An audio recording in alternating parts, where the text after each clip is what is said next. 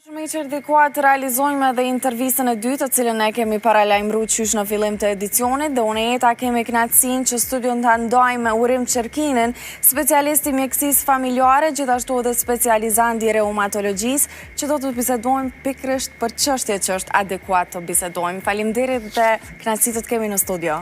Faleminderit. Shumë kënaqësi që je në studio dhe që kemi me fol për reumën, por fillimisht na trego pak se çka është reuma apo cilat janë sëmundjet reumatike që njeriu mund të me i pas. Fjala reum rrjedh nga fjala e vjetër greke reuma, që do të thotë është një substancë e cila rrjedh nga truri mukus dhe e cila përhapet në të gjitha nyjet e organizmit të njeriut, duke prodhuar acidin hyaluronik, i cili në fazat të ndryshme të zhvillimit jetësor ndikon në të dy mënyrat, në mënyrë pozitive, por edhe në mënyrë negative. Ndërsa sëmundje reumatizmale kemë shumë, por më të rëndësishme ose më rëndësishme i cili preokupon popullatën tonë, si dhe popullsinë e botës mbar, është artriti reumatoid, i cili shfaqet në të dy gjinit, por me predominim, do më thënë me mbizotrim, tek gjinia femrore në raport 2 meni ose 3 meni. Po cilat janë shkaqet kryesore që mund të shkaktojnë reumën edhe sëmundjet të ndryshme të reumatologjisë?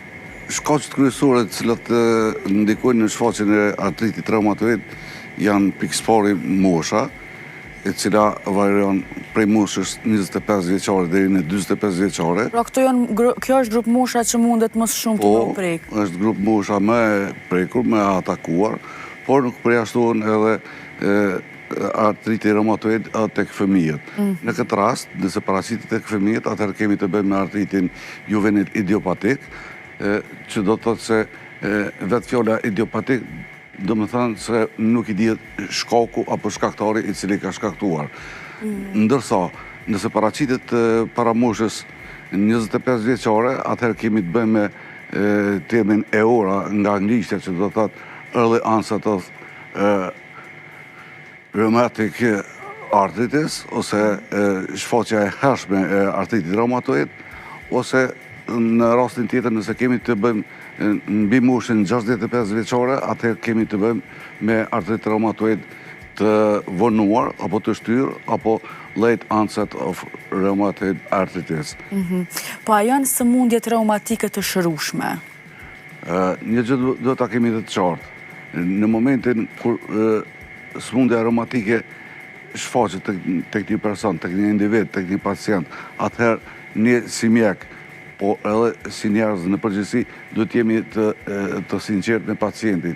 I tregojmë se sëmundja një fjalë, apo edhe sëmundje tjera, cilat bëjnë pjesë në kuadër të sëmundjeve reumatizmale, nuk janë të shërueshme, janë të mjekueshme, të trajtueshme në një disiplinë strikte, terapeutike dhe në çështjen e ndryshimit të stilit të jetës. Çfarë do të thotë kjo? Kjo do të thotë se në momentin kur konstatohet artriti reumatoid të një person, ai duhet të jetë në bashkëpunim të drejtë për drejtë dhe të përhershëm me mjekun, sa të përmbahet strikt regjimit higjiene dietetik dhe terapeutik. Pra sëmundja mundet vetëm me u menaxhu, asnjëherë nuk mundet me u shëru komplet. Komplet, çrënjosje, shërim komplet sëmundjes nuk ka. Po ka menaxhim, mirëmbajtje me anë të medikamenteve, me anë të ushtrimeve, me anë të regjimit të cilën pacienti është i detyruar patjetër që ta respektoj. A është reumatologjia një sëmundje e trashëguar apo jo? Reuma, si që kemë duke folur pak më parë, një prej shkaqeve apo fillestare të sëmundjeve reumatike është trashëgimia. Çfarë nënkupton kjo?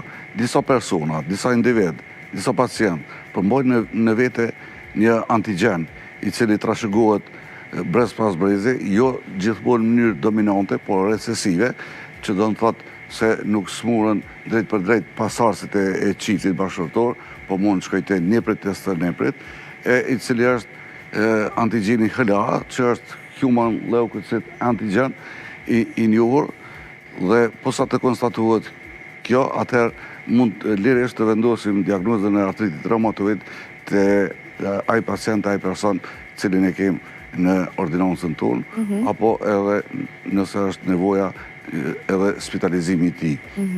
Para kësaj, vlen të theksohet se është mirë që edhe mjekët familjarë në kujdesin parësor shëndetësor, gjithmonë sapo të kenë një pacient përpara i cili ankohet në dhimbje, në shtangim të nyjeve për më gjatë se 30 minuta, për gjatë 2 ose 3 javë në vazhdimsi, atëherë të kërkohet një pasqyrë e gjakut, një laborator, një sediment, një proteinë C reaktive, e më vonë edhe faktorët reumatoid, dhe më vonë nëse këta faktorë, nëse këto analiza dalin pozitive, atëherë të kalojmë në testet specifike të cilët kanë të bëjnë me reumatizmën, e që janë testet specifike anti-CCP, që janë